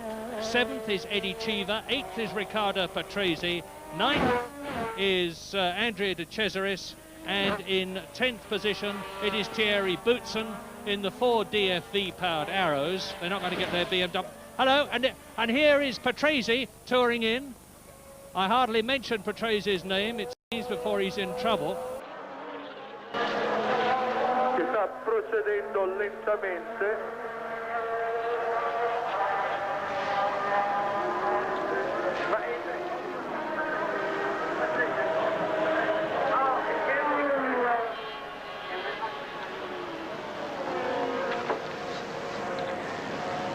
Credo sia il caso di chiedere a Regazzoni. Patrese sta procedendo lentamente, come potete vedere, con dei problemi senza dubbio. Comunque, cosa volevi chiedere, Clay? Ma questo fatto che praticamente sono venuti fuori, è venuto fuori un risultato abbastanza inatteso. Ci sono sì le 2 Renault, però venivano date molto meglio messe le Lotus, le Ferrari, la stessa Brabham. Beh, direi che fino a questo punto, a questo momento, se c'è una delusione è data un po' dalla Brabham, anche un po' relativo, perché Piquet è rimasto al palo, quindi ha dovuto recuperare e non si sa quanto abbia chiesto al suo motore. La Renault è stata una vettura che è sempre stata affidabile, quindi con delle doti non eccezionali di velocità. La Lotus si è rilevata anche già l'anno scorso brillante nei tempi di qualifica, però ha sempre denunciato una scarsa affidabilità, quindi oggi ha un po' confermato, anche se De Angelis è sempre in gara, quindi bisogna aspettare la fine, perché mi sembra che ogni tanto, ogni giro che passa ci possono essere ancora delle sorprese. Intanto che vediamo De Cesaris ai box e con l'intenzione di scendere dalla macchina, e vorrei ricordare quello che forse non con estrema precisione abbiamo un po' detto all'inizio, e cioè come sostiene, ecco, Martin Brundle in 6th position. This is an entirely scheduled stop for Martin Brundle in the unsponsored Tyrrell to change his Goodyear tyres. And it looks to me as though the right front is stuck. Did you notice some water being put in there? That was to bring the weight of the car up to the legal limit at the end of the race. Il condizionale ha un significato riferito alla questione dei pesi, al fatto che quella sia veramente acqua, eccetera, eccetera, cose che verranno verificate dopo la corsa. Dicevo dunque, sapevamo quali erano le macchine più veloci dell'inverno, ma abbiamo tutti chiarito che le prove non sono assolutamente più indicative con il consumo. perché si può fare un giro in prova con un motore da 850 cavalli e poi dover correre, se si vogliono fare i 320 km della corsa, con un motore che di cavalli non ne può dare più di 620. Quindi cambia completamente la prestazione della macchina. La corsa di oggi e le prossime saranno estremamente interessanti proprio perché ci diranno quale squadra, quale tecnico, quale pilota sarà riuscito meglio a combinare l'elemento consumo, potenza e naturalmente tutte le altre tradizionali componenti che determinano il risultato, come affidabilità del mezzo, organizzazione dei box, efficienza dei pneumatici.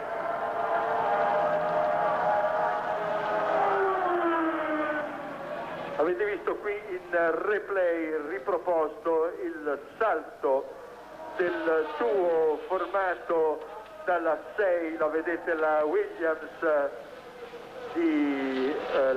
Honda di Rosberg, che è il campione del mondo, e dalla Renault del saltare un concorrente. Aspettiamo adesso indicazioni sul monitorino. Rosberg, number 6, who is in 4th position, with the Renault right behind him. It's the Renault of Derek Warwick.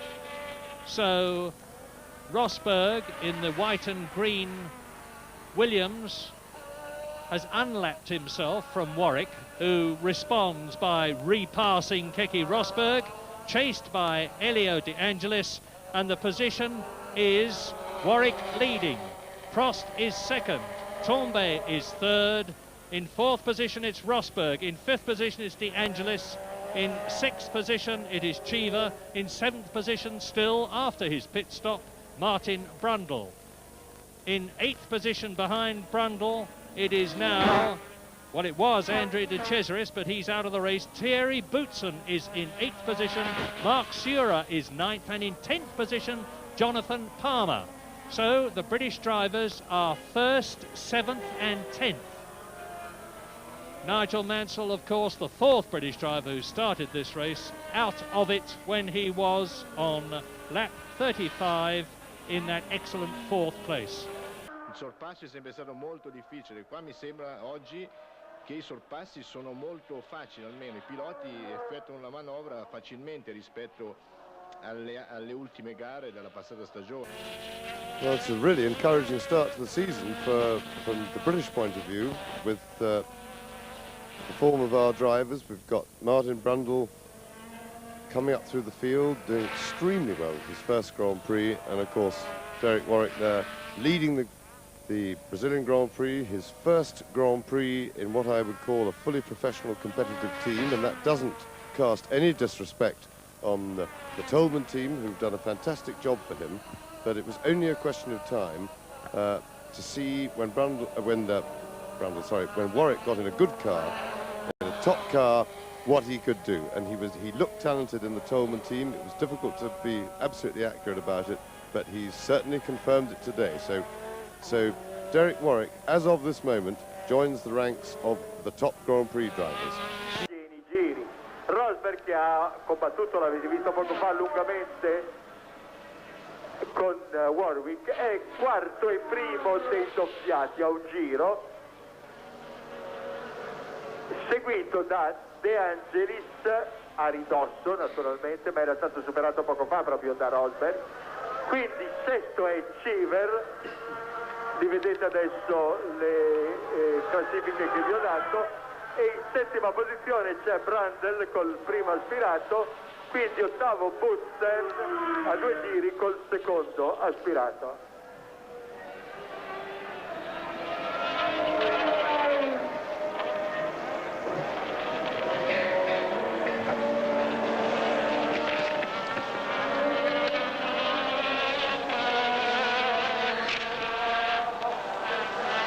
Mario, Sì? una domanda da profano, che però vedo in questo elenco dei primi 8 molti nomi non famosissimi. Ritorna a essere importante il pilota o evidentemente questa lotta esagerata dei grandi team ha favorito in questa prima gara piloti con macchine in teoria meno importanti?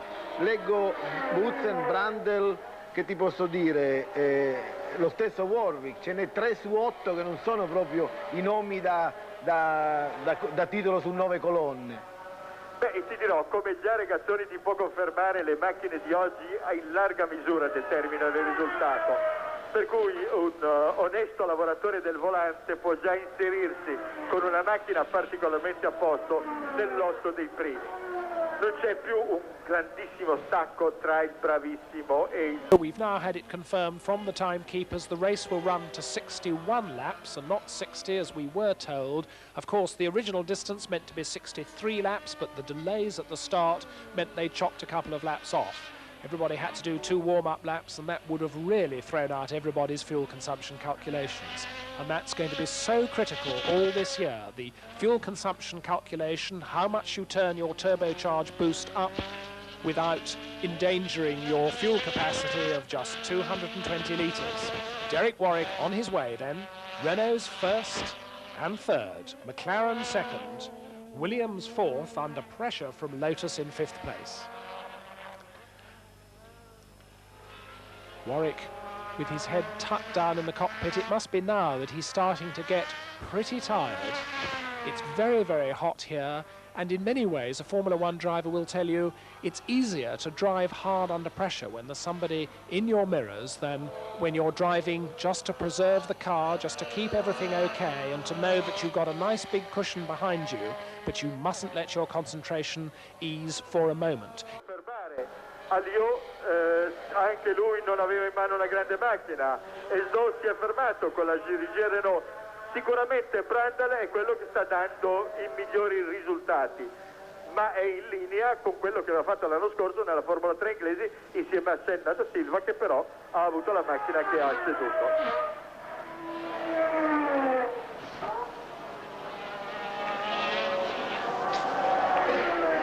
La telecamera ha perso l'occasione di poter inquadrare Piquet, indugia lungamente su Rosberg, il quale appunto, come era del resto lo stesso Clay, sa essere protagonista anche quando non è nelle primissime posizioni. Grazie. Non si può dire nel caso Spessimi, dimmi Clay. Oh, ti volevo ringraziare. Ma ti dirò che abbiamo parlato di questo proprio con Carlos Reutemann ieri, con Jackie X poco fa, e si diceva che tu sei veramente l'ultimo grande personaggio protagonista in Formula 1 anche quando non vincevi. Se non ci fosse stato Williams che ti avesse ridato fiducia e tu avessi rivinto in Inghilterra e avessi fatto tutto quello che hai fatto dopo, credimi, saresti lo stesso rimasto nel cuore di tutti noi come un grande protagonista. E questo lo diceva anche Reutemann, che sente molto l'aver abbandonato la Formula 1, che è tornato in Argentina da fare il suo allevamento. Mi diceva ieri che ha messo in piedi anche un ufficio cambi, ma che la vita è estremamente dura. È tornato a fare il gaucho triste. Proprio, sta facendo il gaucho triste, e io gli ho detto: ma torni in Italia a fare pubblicità come Clay, vedrai che ti va bene. Regazzoni, tu che dici di questo fatto che nei primi 8 ci sono 3 nomi non da titolo a 9 colonne, cioè 2 giovani e Warwick, che fino a ieri non era molto considerato? Come giustamente ha detto Mario, sì, Warwick già si sapeva che era un ragazzo che andava forte l'anno scorso. Jonathan Palmer has closed up into 10th position now, 3 laps behind the race leader, Derek Warwick, who is now on his 50th and soon to complete it lap. And he's been leading now for 10 laps as Derek Warwick. If he can keep it up for another 10 laps, he's going to win his first Grand Prix ever, and of course for Renault. And it looks to me as though Keke Rosberg has got the legs of number 11, Elio De Angelis. To this race now, there's De Angelis on his way, but losing touch ever so slightly with the Williams Honda of Keke Rosberg. And there's a yellow flag. Somebody's off. It's the Renault. There was Derek Warwick's Renault on the grass. Derek Warwick has spun the Renault and is sideways on the grass verge. I can't see if the car is damaged at all, but as we still see the Williams of Rosberg, there is Warwick now. He's restarted. and that front left-hand wheel looks awry. The front left-hand wheel is at a very strange angle. Derek Warwick is looking at it, and I think he's got a front suspension problem. The car has gone off the track. He's back on. But Quindi oggi... Adesso l'ha abbandonata, è tornata su Rosberg e De Angelis. Quindi Parlate pure, vi terrò informato. No, quindi stavo dicendo che le sorprese non sono ancora finite, qui in un Gran Premio dove i ritiri si sono susseguiti, dove gli incidenti, gli inconvenienti, quindi è una gara di Warwick seems to be in trouble. He's touring very, very slowly across the circuit. There is the Renault going very slowly indeed. What absolutely tragic luck for Derek Warwick. We don't know what the problem was, obviously, but on lap 51, with only 9 laps to go, it looks as though we are very soon, at the end of the lap, going to see a new race leader, which will be Alain Prost. First of all, it was Niki Lauda who led for McLaren. Then we had all the changeovers with the tyres being changed. And now, is Derek Warwick going fast enough to retain that lead? There is Prost. Alain Prost goes through. And Warwick is coming into the pits. New race leader of the Brazilian Grand Prix. You're looking at Alain Prost, number 7, ex-Renault team leader in his first Grand Prix for the tag-powered McLaren team, because he drove for them in 1980, leading the Brazilian Grand Prix. As into the pits comes Warwick. Now, what's the trouble? Well, we will see. We didn't see what went wrong with him, why he was stopped on the circuit, but the attitude of the mechanics looks pretty final, so Warwick obviously in mechanical trouble, but whilst that appears to be very bad news, I think the good news thoroughly outweighs any bad news like Warwick breaking down, because he led the Grand Prix, he out-qualified Patrick Tambay, and as long ago as 3 years ago when Derek first started driving Grand Prix racing, and British enthusiasts were asking why have we no top British drivers, and I said, well, we have. Derek Warwick is very good, and now the moment he's got into a good car, he's immediately confirmed that. He's driven absolutely immaculately, and very much as any British enthusiast would hope, and quite honestly, we're looking at very much a potential world champion for Britain this year. And Warwick is definitely out of the race. E la Renault rimasta in gara di Patrick Tambay, che è seguita in box dall'ingegnere ex ferrarista, suo compagno di squadra, Tommaso Carletti.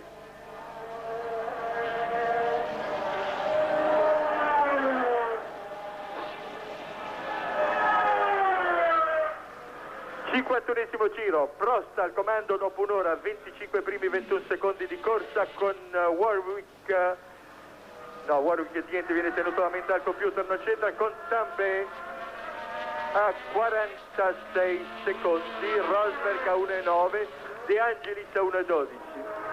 Stesso Civer doppiato di un giro, con Brandel a 2 giri, ottavo Botzen, seguito da Surer, Palmer, De Cesaris. Mario, Sì? le Alfa Romeo, anche se non velocissime, si stanno confermando abbastanza affidabili, però stanno dimostrando abbastanza affidabili. Direi che Patrese ha avuto dei problemi, ma Civer è riuscito a fare sempre una gara molto saggia. D'altra parte Civer, pur non essendo diciamo vissuto in un periodo di grandi prototipi, direi che ha l'istinto di come si amministra la gara di lunga lena quando non si può fare la gara di grande sprint. Mancano 9 giri alla conclusione della corsa. Per ritornare ai consumi, il pilota è al corrente del quantitativo di carburante che ha a disposizione negli ultimi giri? Sì, ci sono degli indicatori di consumo sul cruscotto. Non ti so dire quanto siano precisi, perché anche sulle vetture da turismo abbiamo adesso quegli indicatori istantanei di consumo, che credo però abbiano un ritardo di risposta, non sono in tempo reale. Non so questi quanto siano precisi, però ritengo che possono essere nell'arco della gara già un'indicazione abbastanza valida. Solo che se bisogna modificare la guida in extremis, probabilmente tutti questi dati vengono falsati, cioè non ritengo che ci siano ancora degli strumenti che computerizzano, memorizzano e elaborano tutti i dati che sono necessari al pilota. Bisognerà probabilmente arrivarci se rimane questo problema dei consumi, perché tu sai, lo si è letto sicuramente sulle croniche di giornali in questi giorni, che sta tornando a galla il discorso di fare rifornimento a metà gara. E in questo senso il comunicato della FISA a proposito dell'estrema severità dei controlli alla fine dei prossimi Gran Premi, questo e il successivo, sono dovuti al fatto che forse si tornerà al rifornimento. That is Patrick Tambay in second place in his first drive for Renault. And the gap, there you are, between Prost and Tambay, nearly a minute. And that means to say that Alain Prost really can stroke it home to win. He's on his 55th lap out of 60. Yes, no race between these two now. They're both more concerned with getting their cars home and collecting the points. And Prost obviously wants to cruise home, get home in one piece, which will mean that he'll finish a very comfortable first. Tambay, likewise, will want to get home in one piece to pick up 6 points for second place. You saw Jonathan Palmer there, number 10, just going through the picture. Here is Tambay coming towards us with one of the arrows coming up. And I suppose what British enthusiasts will be most concerned about at the present moment is keeping their fingers crossed and sending up a silent, if not a noisy, prayer for Martin Brundle in 6th position. World Championship point in his first Grand Prix for Martin Brundle, question mark? Answer, it seems very likely indeed. Cosa ti sembra? A me pare che Tambay non stia tirando molto, evidentemente spera che sia Prost a finire la benzina piuttosto che illudersi di portargli via 55 secondi in 7 giri. Sì, a questo punto, a 7 giri dalla fine, 55 secondi, deve amministrare il suo secondo posto. Paradossalmente gli converrebbe quasi rallentare controllando chi lo segue per essere sicurissimo lui di avere benzina e sperare che l'altro molli.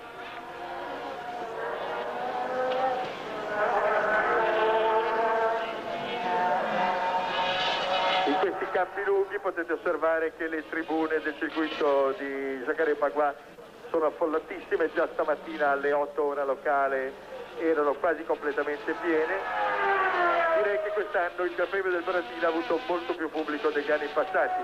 Vero che era l'occasione per i carioca di salutare il campione del mondo Nelson Piquet, vero che c'era il debutto della nuova speranza Ayrton Senna da Silva, vero che speravano di avere anche in pista nuovamente Emerson Fittipaldi, ma probabilmente è stata anche la lunga attesa e il fatto che questo campionato si presenta misterioso e perciò ancor più avvincente. Siamo sul leader della... De gros efforts de sa part, c'est sûr, puisqu'il était coté à la 8e place dans le premier tour, le voilà en tête. Gros efforts pour remonter, mais aussi une certaine réussite de par les abandons qui se sont succédés eux aussi devant lui. Une assez bonne idée des trajectoires tout de même, ces images d'hélicoptères. Ils sont très purs en tout cas pour la McLaren.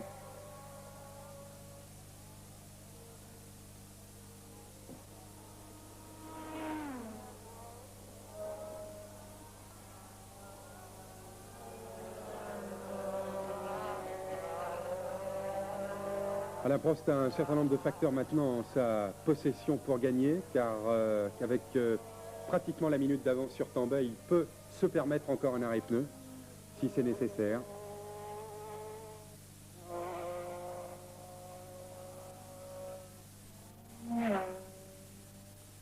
Il est certain que s'il peut l'éviter, il le fera, car il y a toujours une part de danger dans ces arrêts. Un écrou ou deux roues qui se bloquent ou une bêtise et c'est des dizaines de secondes qui s'écoulent.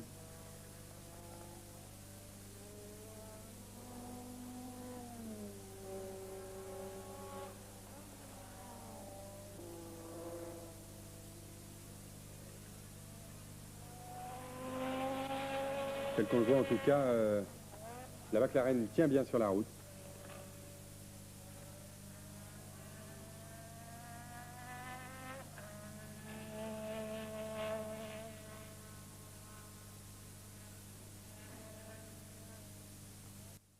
On lap 57 now, because there's only 4 laps to go now. Alain Prost leads. In second position is still Patrick Tambay. In third position is Keke Rosberg. Fourth is De Angelis. Fifth is Cheever. Sixth is Brundle. And the only question mark, provided everybody keeps going for the few laps that remain, is, look at this idiot crossing the road with the leaders bearing down on him. The race discipline here at Rio is really quite appalling, and in my opinion a disgrace. That should never be allowed. Anyway, I'm sorry, I was saying that Alain Prost now leading. There is Patrick Tambay in second place. Keke Rosberg looks as though he's going to be third, with De Angelis fourth and Cheever and Brundle. Yes, the policing of this racetrack is quite extraordinary. Do you remember last year, Murray, when after the race we came down from our commentary position, which is in the main grandstand, went to go to the paddock, and along with all the other press, as soon as the race had finished, they locked the circuit and nobody was allowed to go anywhere. They allow people apparently to freely cross the track during the race, but as soon as it finishes, they seem to have a moratorium on the subject. There's a moral there somewhere, and I can't work out quite what it is now, but I will tell you that coming up to the end of lap 57, with then only 3 laps to go, you look now at Rosberg, who's, I think, without a doubt, Keke Rosberg is now the fastest man on the circuit, and he's just passed Patrick Tambay. Now, subject to official confirmation, look at this. As Rosberg comes through and passes Patrick Tambay, it means that the Finn in the Williams Honda is now where he finished last year and the year before, second. Yes, now this is the exciting question that we're seeing when we see 2 cars battling towards the end of the race. Who is turning up their boost? Who has got not enough fuel left? Have they gambled too early for the battle? Will they both make it to the finish? Because Rosberg's been really flying.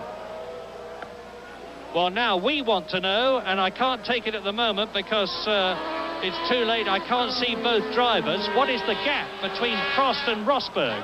I can't conceive that Keke Rosberg can possibly win this race, but many stranger things have happened in the history of Grand Prix racing, and it is certainly Alain Prost leading. Number 6 there, Keke Rosberg, totally having overcome the effects of last year's hepatitis and in fighting fit condition in second place. Down to third position has gone Derek Warwick, has gone Patrick Tambay. In fourth position it is still Elio De Angelis.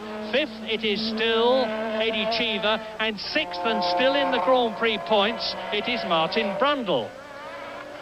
Lap 58, only 2 laps to go at the end of this one, and see Keke Rosberg is pulling out a gap between himself and the third place man Patrick Tambay. Well, there's no doubt that only now some kind of mechanical problem, or I suppose a driver error, which is unlikely, can deny Alain Prost the Brazilian Grand Prix of 1984, because there's a gap of a minute still between him and Keke Rosberg, the man that you're looking at now. And Jonathan Palmer is still in there, still last but 9th, because as I said, the mice have really got at the machinery in this race, and only 9 out of 26 competitors are still left in it.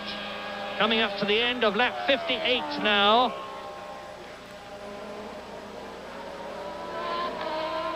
And it's Prost, Rosberg, Tambay, De Angelis, Cheever and Brundle. And look, that's very interesting from a car point of view, because it means to say that McLaren leads, Williams second, Renault third, JPS fourth, Alfa Romeo fifth and Tyrrell sixth.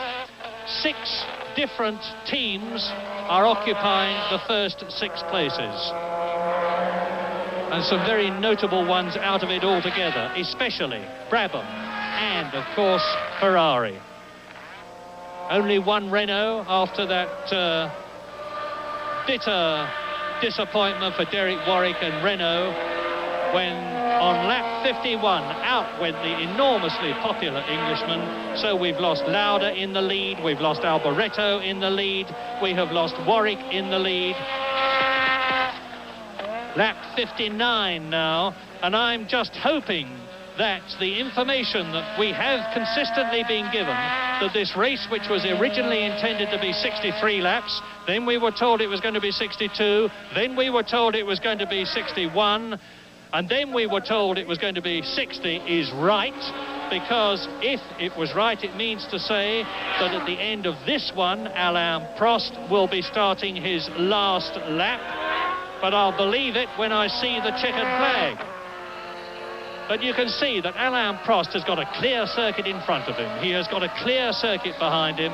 He will be getting very positive signals from Ron Dennis and John Barnard, the two men who respectively control the administration, the team management and the design of the Marlboro McLaren team. Alain Prost, with an enormous amount of race experience behind him, will know exactly where he is. He's been racing for 15 years. He's not going to do anything heroic like trying to break the lap record on the last lap, because he knows he has absolutely no need to attempt to do so. On his way then, Alain Prost to his 10th win, the man they call the Professor, the man who first made a mark on any kind of motorsport when he was junior world karting champion as long ago as 1975, went on to become Formula Renault champion of France, and he is now, I'm virtually certain, on his last lap. Yes, well, we've had a very good race today. Above all, we've seen that the cars are pretty equally matched. We've had a lot of mechanical failure, which of course has spread this race out, and it's turned out to be what looks like a very easy win for Alain Prost. But we had one very important question unanswered today, and that is the state of the number ones in two of the teams. That's McLaren, who have now confirmed that they have joined the top rank and are fully competitive, about to get their first win. And that's Tombe. And is he out of petrol? Has he done what it could happen to anybody under these new regulations and expired from lack of petrol with a lap to go? But in the meantime, Prost marches on towards what we think will be the checkered flag at the end of the lap, and he has been slower than his number. The big question is in the McLaren team and in the Renault team, who will emerge as the number one driver? In both cases, the expected number two lasted longer. There's the man with the checkered flag waiting for Prost to come round. The expected number two lasted better and got a better result, but Lauda and Warwick confirmed that they're very much top men today and were quicker than their teammates. And Patrick Tambay out of the Brazilian Grand Prix on the very last lap, and I think he's run out of petrol. He was in third place. That means to say that Martin Brundle could finish fifth, even conceivably fourth, if he can get ahead of Cheever on this, the last lap, as the race leader and winner, Alain Prost, comes shortly out of the last corner to take the checkered flag and to win. Victory for Alain Prost in Brazil.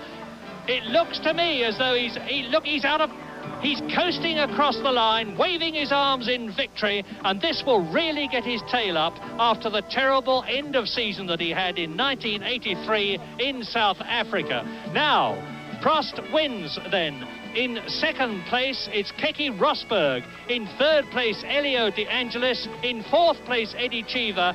In a magnificent fifth position, Martin Brundle gets 2 World Championship points in his first Grand Prix for Martin Brundle in the unsponsored Tyrrell team.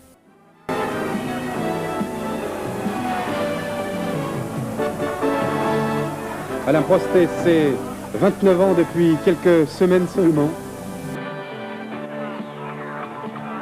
Volta da consagração do francês Alain Prost. Hélio De Angelis cruza agora em terceiro.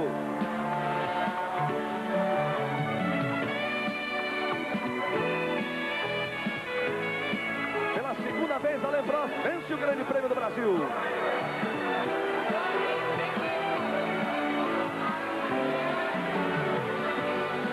Agora ele vai acenar para o público nas arquibancadas do circuito de Jacarepaguá.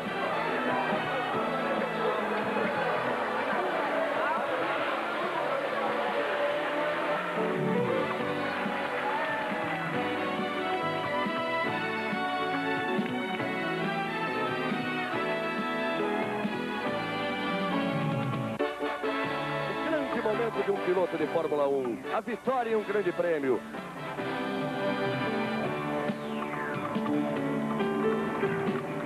É a 10ª vitória de Alain Prost.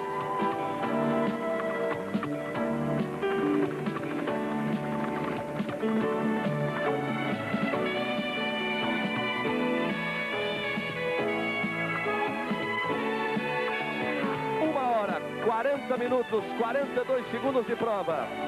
Aí, Prost, Rosberg em segundo, De Angelis em terceiro, Schieber é o quarto, Martin Brundle é o quinto, não deu para Derributsan chegar também.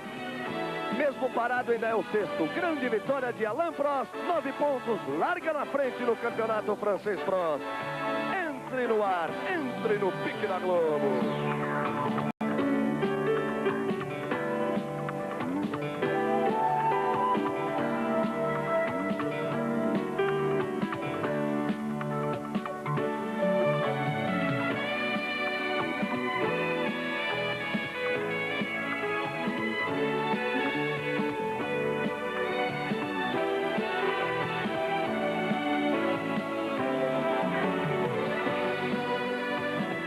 Com imagens ao vivo do circuito de Jacarepaguá, Alain Prost, o grande vencedor do Grande Prêmio do Brasil, se encaminhando para o pódio.